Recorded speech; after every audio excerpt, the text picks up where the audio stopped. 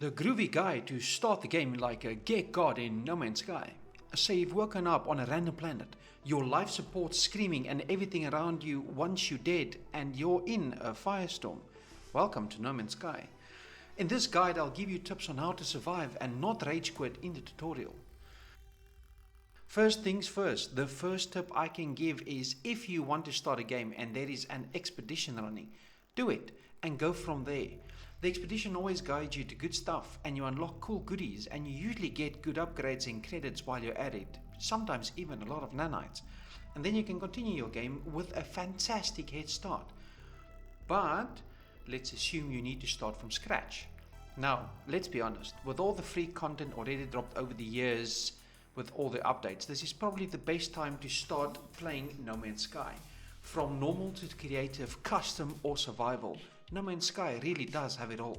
And yes, there's a lot of guides out there, but none from this birdman called haadiidaa and with a funny accent. And since the Corvette update has dropped, where we can now build our own ships similar to Starfield, there's no better time to help my fellow travelers out. So let's go from broken ship and stranded humble space lad to a giga-fed galactic overlord. So let's go over some of the tips. The pros have been using these for as long as Sean Murray has been giving us free updates. Resource collection with the overheating multi-tool. As you mine with your low-level zero upgrades multi-tool, you will see it start to overheat in the top right. The benefit is, the hotter the gauge, the quicker the mining happens. So it's a delicate balance between mining and cooling, trying to keep the heat level as high as possible without actually overheating. The closer you get to the threshold, when you're almost at the threshold, the speed is almost double. Just be aware not to overheat completely. It is a very rough cooldown. Also, when you do this, carbon. Just get carbon. Just do it. Get carbon. Carbon for everything, always. The second thing on the list is the melee jab boosting for your movement. If you master this technique, you will zip around the world in no time at all, even on the starter gear. It's a nice and simple technique. What you do is, you start sprinting and hit the melee attack, F for me, I'm on mouse and keyboard, followed quickly by the jump button. So start sprinting, hit melee and quickly click the jump button and you will see your character boost forward at a rate of knots. So quick, his legs won't be able to keep up with the atmospheric drag. It does look kind of funny, doesn't it? After an upgrade or 3, you can probably do planetary surveys on foot like a pro. One hint I can give to you is look out for deuterium plants. They do give you a short 10-second unlimited boost for your jetpack tanks. They are quite handy when it comes to them, so use them. Also, make sure to keep a small trace amount of boost in your tanks. You wouldn't want to be flying around like Superman and then thud to the ground because there's no booster left. That is a surefire way to lose your save on a survival permadeath mode. Don't say I didn't warn ya. Dihydrogen mining. Mining dihydrogen early and often is only a good thing. Other than being useful in a lot of recipes, especially life support gel, there's also a chance it will give you crystal fragments, which in turn, when analyzed or broken down, will give you a nice boost of dihydrogen, so it's effective, and sometimes it actually gives you storm crystals, which fetches a pretty penny at the market. Very useful to sell them in the early game. You can find storm crystals on extreme planets. Very seldom you start your game on them, and they are extreme for a reason.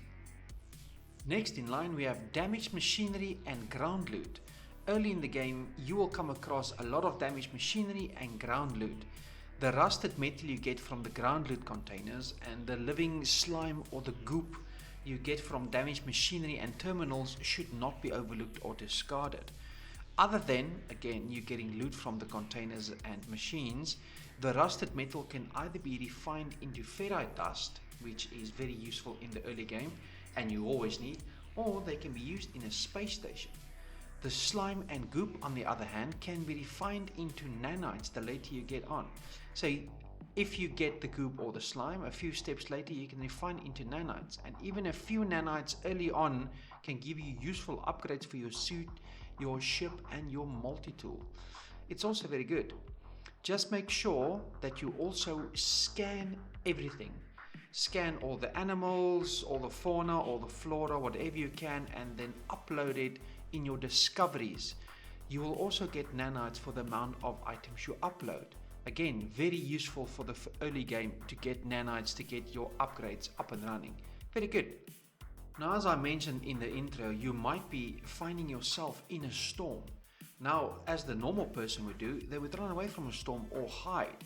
If, of course, you are low on resources for shields and such and want to hide from big bad storms, just use the terrain manipulator, which you unlock after you get a little bit into the game, to dig a hole into the ground or wall of a hill, and you will be safe.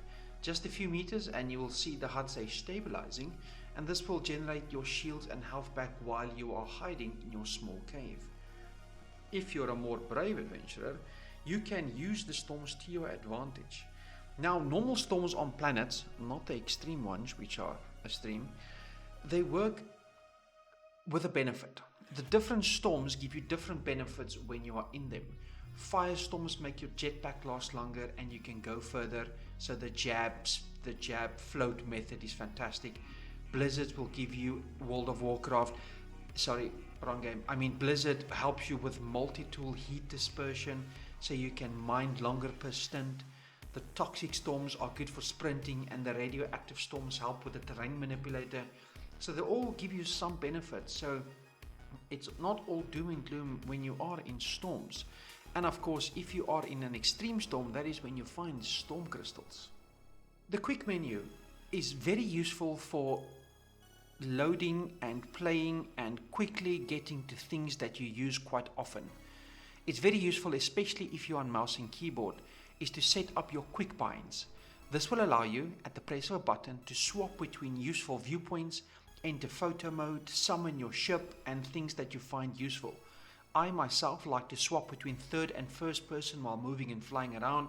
You just see more things. To be able to better see my surroundings when exploring, and then back into first person for space combat. Because space combat in first person is just a whole lot better. Wouldn't you agree? Next in line we have terrain manipulator mining. So as I mentioned, you get the terrain manipulator after you fix your ship and you've traveled to your first planet without me giving away anything else. This is a very interesting thing. The terrain manipulator is used to mine harvesting blocks basically. You get nodes and you need to harvest them with your terrain manipulator, like cobalt or copper or things like that. Now, the terrain manipulator comes with different sizes. When harvesting, for example, copper, you would think to use the largest mode to harvest the quickest. That does make sense. However, every harvested block that you yield, so when you point your terrain manipulator at the node and you click that block you harvest, yields more or less the same regardless of the size that you harvested. So make sure when you do harvesting on the terrain manipulator and you're using for nodes like cobalt or copper, that you use the smaller size and not a bigger size, because you will get more resources. When you're just clearing out space for a cave, for example, yes, use the bigger size by all means, that's fantastic.